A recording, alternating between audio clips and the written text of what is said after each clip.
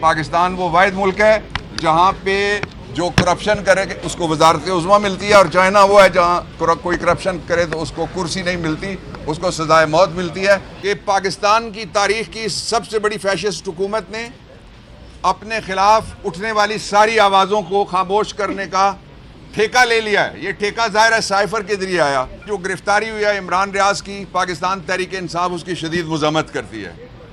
हम पूरे पाकिस्तान में उसके खिलाफ एहतजाज कर रहे हैं। देखिए, पाकिस्तान की तारीख की सबसे बड़ी फैशिस्ट हुकूमत जिसके मज़ालिम आज़ादी के बाद भी ईस्ट इंडिया कंपनी से ज़्यादा हैं, उस हुकूमत ने पाकिस्तान तहरीक इंसाफ को ये एजाज़ दिया कि उसने इतने ज़बरदस्त किस्म के डिक्टेटरशिप की मौजूदगी में मज़ामत की तहरीक अपने उरूज के साथ जारी रखी हुई है। उस तहरीक का एक हिस्सा कचहरियाँ हैं, कोर्ट्स हैं, कानूनी कार्रवाइयाँ हैं। आज शाह फरमान की और शहराम की बेल कंफर्म हुई है और इमरान इस्माइल उनकी भी, जो हमारे नए एडिशनल सेक्रेटरी जनरल हैं, कंफर्म हुई है। और उसके साथ ही आज आना था चेयरमैन इमरान खान ने, आपके प्राइम मिनिस्टर ने यहाँ पे, और हमें थ्रेट्स कन्वे की गई, लाइव थ्रेट्स। रात को भी उनसे मेरी बात हुई और सुबह भी मेरी बात हुई। तो आज मैं उन थ्रेट्स को तहरीरी शक्ल में सेशन जज इस्लामाबाद की अदालत में सामने लाया हूँ, और वो इसलिए सामने लाया हूँ कि इससे जुड़वा शहरों में 2 वज़ीर आज़म जलसे में मारे गए। वो FIR कोतवाली थाने में पड़ी हुई हैं, कोई उनको देखने के लिए भी तैयार नहीं है। उसके साथ ही जो थ्रेट्स हैं वो 2 तरह की हैं। एक तो वज़ीर जिनके पास मुल्क की सिक्योरिटी है, वो टेलीविज़न के बैठ के, प्रेसर्स में बैठ के वो कह रहे हैं कि हमने अपनी मर्जी का पहला नाम लगा के कि खान को छोड़ना नहीं है। छोड़ना नहीं है का क्या मतलब होता है जब दुश्मन कहे, और उससे कोई खौफज़दा नहीं है। लेकिन ये सारा कुछ रिकॉर्ड पे लाना ज़रूरी था, और फिर इसलिए भी रिकॉर्ड पे लाना ज़रूरी था कि इस अदालत के एक सेशन जज जो अपनी अदालत में बैठे हुए थे, उनको कोई मार के चला गया, नहीं पकड़ा गया।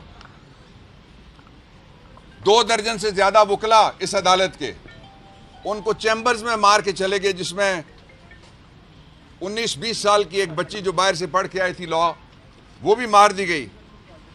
ना कोई मुल्जिम पकड़ा गया, ना कोई चेहरा शनाख्त हुआ, ना कोई सहूलतकार, और ना ही किसी को सज़ा हुई। इसलिए हम उसको रिकॉर्ड पे लाए हैं। और दूसरा इसका पहलू ये है कि पाकिस्तान की तारीख की सबसे बड़ी फैशिस्ट हुकूमत ने अपने खिलाफ उठने वाली सारी आवाज़ों को खामोश करने का ठेका ले लिया है। ये ठेका ज़ाहिर है साइफर के जरिए आया।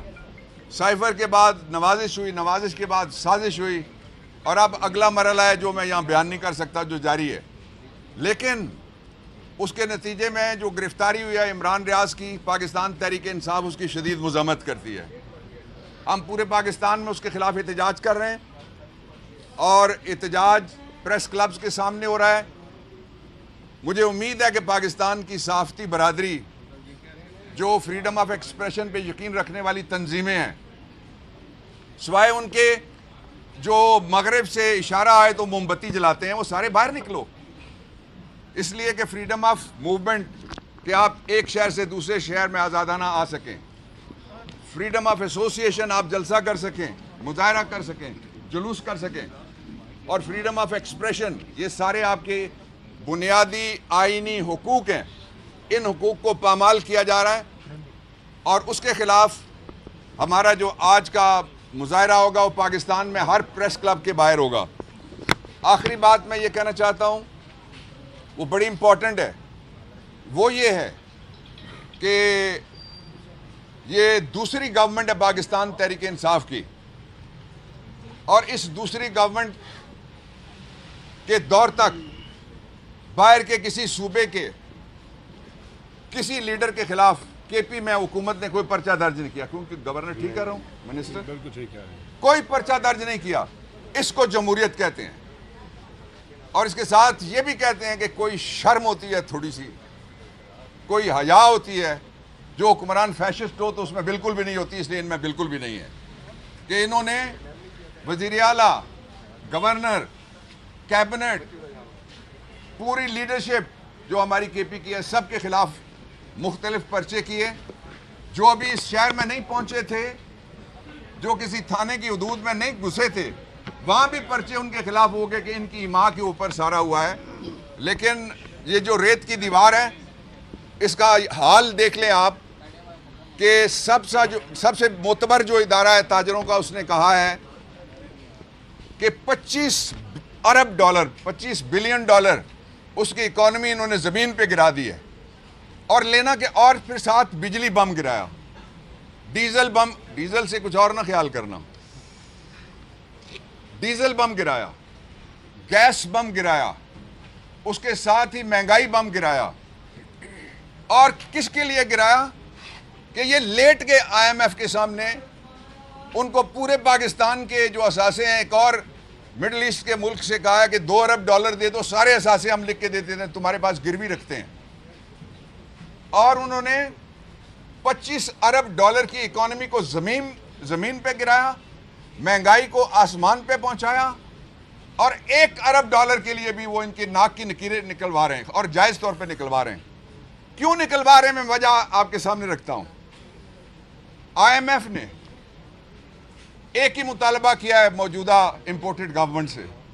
उन्होंने कहा है कि आप एक टास्क फोर्स बनाएं, जो टास्क फोर्स पाकिस्तान के अंदर बताए कि एहतसाब का निज़ाम क्या है।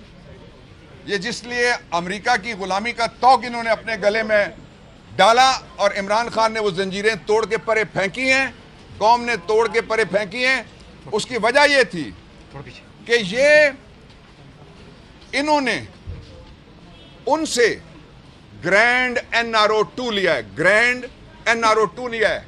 ये दुनिया की पहली हुकूमत है जिसके मुल्ज़िमों ने अपने हक में कानून बनाया, जिस कानून को हमने चैलेंज किया हुआ। इमरान खान के दौर का मुआहदा है और दस्तखत शुदा है, यही कहती है। तो ठीक कह रहा हूँ मैं। इनमें से 50% कहते हैं कि ये, मरियम कहती है कि ये मुआहदा इमरान ने किया, शहबाज कहता है इंशाअल्लाह हम एक मुआहदा करने वाले हैं। तो पूछें कि ये चाचा झूठा है या भतीजी झूठी है, ये उनसे पूछें। एक तो बता दें बाबर मान साहब कि जो कल इमरान रियाज के खिलाफ हुआ है और मीडिया को अब निशाना बनाया जा रहा है, क्या कहेंगे? मैं उस पर बात कर चुका हूँ, लेकिन उसके खिलाफ पाकिस्तान तहरीक इंसाफ पूरे पाकिस्तान में प्रेस क्लब के सामने आज बाहर निकल रही है। रात को सेक्रेटरी जनरल असद उमर ने सबसे अपील की है, मैं अपील दोहराता भी हूँ, और साथ मैंने अपील किया कि वकला भी सारे जो हमारे इंसाफ लॉयर्स फोरम के लोग हैं वो तो आएंगे हम लोग, लेकिन बाकी वकला उनसे भी मैं कहता हूँ कि चूँकि आइनी तहफ़्फ़ुज़ है, बोलना, आज़ादी से बोलना, उसने किसी को गाली नहीं बकी, उसने किसी का गिरेबान नहीं पकड़ा। और ये पाकिस्तान वो वाहिद मुल्क है जहाँ पे जो करप्शन करे उसको वजारत उज़्मा मिलती है, और चाइना वो है जहाँ कोई करप्शन करे तो उसको कुर्सी नहीं मिलती, उसको सज़ाए मौत मिलती है। इमरान खान की तरफ से आज मैं पेश हुआ।